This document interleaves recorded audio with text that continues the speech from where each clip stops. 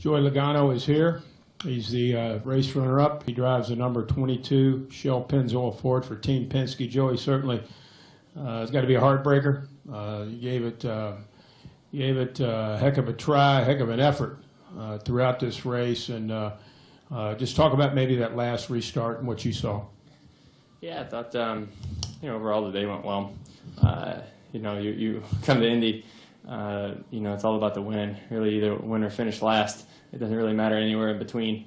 At least that's the way I race when we come to a racetrack like this. I feel like Daytona and Indy, it's all about getting trophies and rings and making out with bricks. But unfortunately, we come up a little bit short. I'm so proud of our team. It's still nothing to hang our heads down about. We had a good day. Just need a little bit more. Need to find a little bit more speed in our race car. We had really good restarts. Able to cycle ourselves onto the front row, which was key. Had a good last restart. Just didn't get the push behind me I needed. When I started pulling out ahead there, I got good drive and was able to get up ahead of him. And then he started pulling me back a little bit with the side draft. And then the 78 was also able to get to his bumper and push him ahead and get him positioned into one, which is really hard to clear him on the outside, but you try. And then got a good run down the back straightaway. I knew my run wasn't good enough to get inside of him or outside of him. Really all I had was to be able to just try to get him offline. And I drove in way shallow on him, just trying to see if I can loosen him up, which doesn't seem to work with this package. I think the extended bumper doesn't allow us to loosen people up to make the pass. And really, but I was just trying to get him to wash up off the bottom and try to get me some air and get the drive off the corner. But he did wash up. But the plan worked. I got him to wash up, but you're going so fast, so we don't have much motor. I go to the gas, and it just wasn't going to accelerate underneath him, and wasn't able to continue that. And then that was kind of my last-ditch effort. I tried one more time just to do something. He got loose off of one, and that was kind of the end of it. So, like I said, overall, it's a good day. Just second hurts. It always does, but it's always better than third, so I got to tell myself that. Thank you, Joey. We'll take questions now. We'll start in the front row here, Bruce Martin, and then go to the back, and then over here to Kenny. Bruce Martin, race day on Fox Sports Radio and also NationalSpeedSportNews.com. Did the new rules make a difference, or is it still kind of back to the drawing board on that as far as this track? For the most part, I'll let you guys be the judge of that. I was inside the car and can't really see much, but really, to be honest with you, it looks like you got 3 laps to make something happen. After that, you kind of spread out, and it's hard to make the pass. The draft on the straightaway is obviously larger for sure, but doesn't make up for what we lose in the corners. So it's hard to make it happen somehow. I think we can fine-tune the package and maybe see something different, but for the most part, it seemed like Indy out there to me. Restarts are chaos and a lot of fun. And then you got to just make the most you can on the starts. And the strategy was king. I thought it was. At one point, I got lost. I didn't know what was going on. The caution came out. I said, "Todd, I don't know what's going on out here. Where am I? What's going on? Where do I line up on this whole thing?" And really, all you can do is just pass as many cars as you can. Just go as fast as you can, and let the strategy work out as a driver, and let the people smarter than you in the pit box make the calls and figure that stuff out. I know my role. Other questions? Let's go to the back row. Go ahead, and then we'll come over here to Kenny. Kyle Bukrutke, the fourth turn. With it being as hot as it was inside the car today, does NASCAR need to change anything to make the cars cooler by Michigan? I would like that. I got a huge blister on my foot. I know that, so that hurts. I think the extended bumper cover on the back of these things doesn't let the air flow underneath the car like it used to without it. And I think it just builds the inside temperature. I'm still sweating like crazy. I sweat my eyes, but I think that just lets the in-car temperature get hot. So maybe it's something different with that, or mandate a couple of driver hoses. I think would be a good thing. Personally, is if we can get something to cool the drivers a little bit better. After watching the Xfinity race yesterday, I think it got all of us Cup guys a little nervous because the race is longer. And I know we did a lot of things to our car to try to keep the driver cool, and I'm sure everybody else did too. But it just isn't enough. It's just too hot inside those cars. So, and obviously, when we put air inside the cars, we're going to give up performance. So if we can mandate it and make sure, make everybody have it, it's not a penalty. It's another way to add drag, which is a good thing. That's what we're trying to do with this package, anyways. Go over to Kenny, and then we'll go to Jared. Kenny Bruce with NASCAR.com. Joey, does second here sting worse because it's Indy, because you won the Daytona 500? I mean, if you finish second last week or if you finish second next week, would it be any different? The worst part is the same guy beat me the last 2 times to finish second. I mean, I'm glad he's back and all, but geez, Pete, you didn't have to come back like that. Man, we've been working our guts out all year, and he comes right back and doing it. But I know he's been working hard getting his foot back together. It's impressive what those guys have been doing too, man.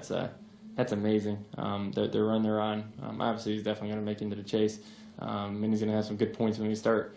With I think he's got 4 wins. Is that 4? Golly. But yeah, it hurts more. Just because it's Indy, right? Like I said, it's all that matters when you come to these racetracks is winning. And obviously, with the guy I drive for, he really wants to win these races, and you don't want to let him down. And I'm sure it stings for him just as much as it stings for me. He's been coming here a long time and deserves to get a win here. And I wanted to be the guy and be the team to give it to him. You also mentioned speed and horsepower, and your crew chief mentioned that when I talked to him out on the grid. I mean, is that totally? I mean, is that a horsepower thing? Is that where you guys feel like you're lacking on this size track? Yeah, well, when you add drag, you're on the throttle more, right? Because and then we also have less power than we had last time we were here. So when you're on the throttle a lot, your car's kind of topped out, right? It's kind of as fast as you can go. So you're not slowing down much in the corners, which means you don't have much throttle response when you go back to the gas, which, the drive off, and that's how you kind of accelerate underneath somebody, and try to do that in the short shoots. Our cars don't have that right now because of the power that was taken away. And that's what we're racing. That's and it's okay. Don't take me wrong. It's not a bad thing. We're trying to work down a way to make our package the best racing we can get, not only on 1.5 miles, but 2.5 miles or short tracks. We gotta go all these different directions and figure it out. And it's hard because for the draft to really come into play, I think you got to be wide open all the way around. And if you're not wide open all the way around, then handling's going to come into play, which means you need clean air in the corners. So it's kind of like in between right now. We kind of need one or the other, I think, with the package to make close, tight racing, I believe. That's my thought, but I don't know that. Jared, go ahead. Yeah, Jared Turner, FoxSports.com. A couple of quick things. Where would you rank this in terms of career disappointments? And then, Thanks. Yeah. Sorry. Golly, and then secondly, man, I didn't crash. Right. And then secondly, coming into the day, Kyle had never won any of the. Sorry. Go ahead. Coming into the day, keep it coming. Kyle had never won one of the big 3. So my question is, how nice would it have been to have denied Kyle, one of the big 3, because obviously he's a rival. I don't care who we beat, as long as we win. I want to beat everybody. I want to deny everyone to a win, because that's what our job is. Good for them. They're a great group of guys. I've known them for a long time. A lot of them was my Xfinity team when I was over there. So they're a great group of guys. I'm friends with most of them, so I'm proud of them. It's really cool. I'm jealous of them also, because I want to be in that victory lane right now. But it hurts. And is it the all-time biggest disappointment in my career?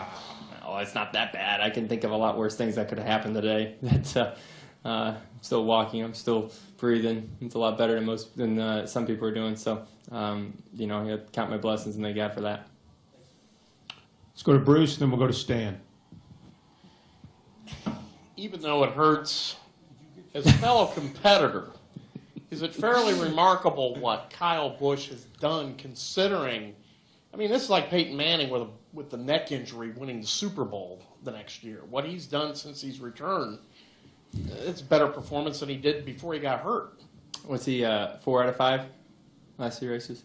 Yeah. That's pretty damn good. It's all right, I guess.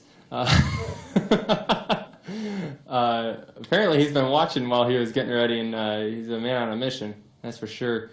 He's got to hope we slow him down a little bit before Chase starts, you know. Right now it's fun, and we're just trying to win races and having a good time, and here in a few weeks, it's gonna get very serious. Not that it's not right now, but it's gonna be very serious when it comes Chase time, and the pressure is gonna pick up, and that's when we're gonna find out who has the strongest team and who's the strongest willed guys out there, and I put all the money in the world on my team. Stan Creekmore with RPMtonight.com. Joey, have you and Roger been face to face yet? Now, after No, the I end haven't of the... seen him. No, Oh, he's so talking you're on the hiding from radio. him? Yeah, I was just angry on the radio. He was happy, so he's saying I did a good job, which I know it stinks. And a lot of times it's hard to take high road when it stinks. But Roger's a great leader, and he's a great guy to have on your side. And I haven't got to see him yet. I'm sure I will when I get out of here. Any other questions for Joey Logano? Joey, heck of a show here this weekend, and continue best wishes and good luck next week at Pocono. All right, thank you guys.